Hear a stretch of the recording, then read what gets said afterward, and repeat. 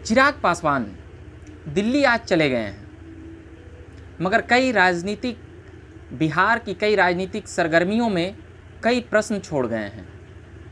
उन प्रश्नों में एक प्रश्न यह है कि क्या चिराग का उभार हो रहा है या फिर चिराग को समाप्त करने का प्रयास किया जा रहा है।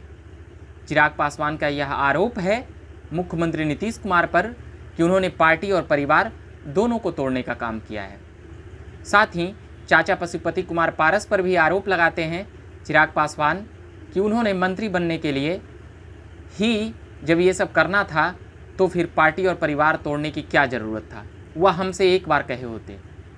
यही कारण था कि उन्हें मनाने के लिए हम घर तक भी गए थे, मगर बात करने के लिए चाचा जी तैयार नहीं हुए।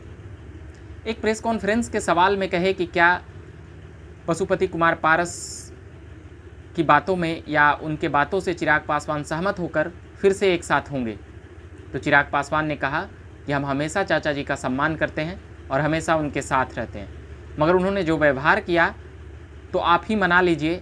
जब वह मान जाएंगे, जब वह बात करने के लिए ही तैयार नहीं होंगे तो फिर क्या कर सकते हैं। चिराग पासवान को भी यह मलाल है अपने परिवार को टूटने का। साथ ही उन्होंने अपने पिता के निधन के बाद उन्होंने कहा कि सबसे ज़्यादा ज़रूरत थी हमें परिवार की, पर वह परिवार का सपोर्ट नहीं मिला।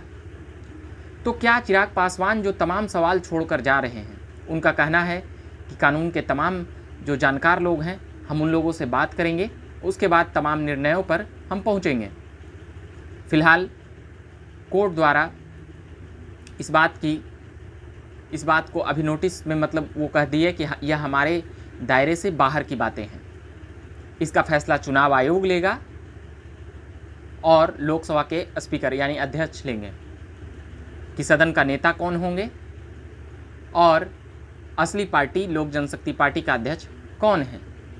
मगर चाचा पशुपति कुमार पारस मंत्री बन गए हैं, वह किस कोटे से बने हैं, इस पर चिराग ने पहले ही आपत्ति जता चुके हैं और हम पहले ही खबरें चला चुके हैं। तो फिर चिराग पासवान की बातों को क्या संज्ञान में नहीं ले रही है बीजेपी। और चिराग इतने मोदी के समर्थन में रहते थे और हैं भी, अभी तक इतनी बातों के बाद भी नरेंद्र मोदी और बीजेपी के ऊपर उतना हमलावर नहीं हुए। गुजरात में जाकर अहमदाबाद में नरेंद्र मोदी के करीबी नेताओं से भी मिलाए, उसके बाद बिहार आकर आशीर्वाद यात्रा अभी जारी किए हुए हैं। फिर से अगले हफ्ते चिराग पासवान की आशीर्वाद यात्रा शुरू होगी।